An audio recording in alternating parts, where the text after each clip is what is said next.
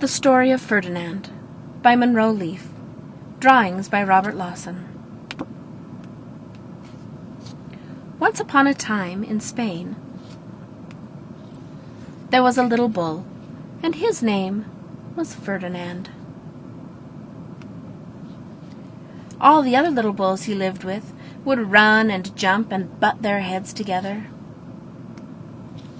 But not Ferdinand. He liked to sit just quietly and smell the flowers. He had a favorite spot out in the pasture under a cork tree. It was his favorite tree, and he would sit in its shade all day and smell the flowers. Sometimes his mother, who was a cow, would worry about him. She was afraid he would be lonesome all by himself. "Why don't you run and play with the other little bulls, and skip and butt your head?"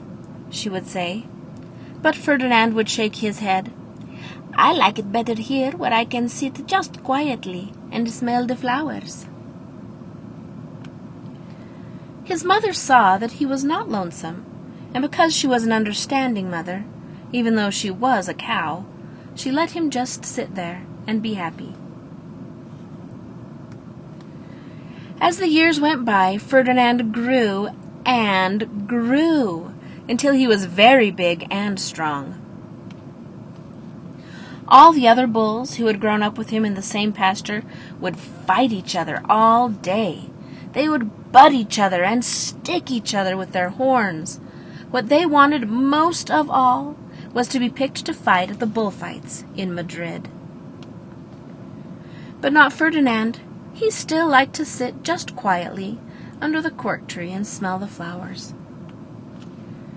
One day 5 men came in very funny hats to pick the biggest, fastest, roughest bull to fight in the bullfights in Madrid.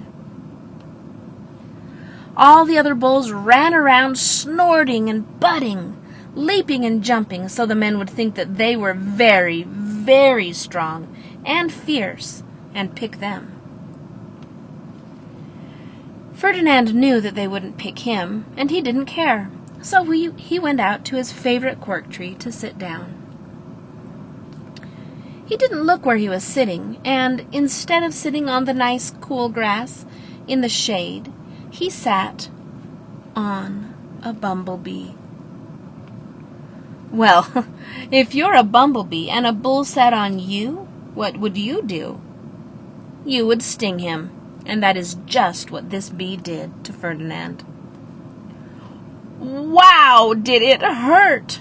Ferdinand jumped up with a snort. He ran around puffing and snorting, butting and pawing the ground as if he were crazy. The 5 men saw him, and they all shouted with joy. Here was the largest and fiercest bull of all, just the one for the bullfights in Madrid. So they took him away for the bullfight day in a cart. What a day it was! Flags were flying, bands were playing. All the lovely ladies had flowers in their hair. They had a parade into the bull ring. First came the banderilleros, with long, sharp pins with ribbons on them to stick in the bull and make him mad. Next came the picadores, who rode skinny horses, and they had long spears to stick in the bull and make him madder. Then came the matador, the proudest of all. He thought he was very handsome, and he bowed to the ladies. He had a red cape and a sword and was supposed to stick the bull last of all. Then came the bull, and you know who that was, don't you? Ferdinand. They called him Ferdinand the Fierce, and all the banderilleros were afraid of him, and the picadores were afraid of him, and the matador was scared stiff.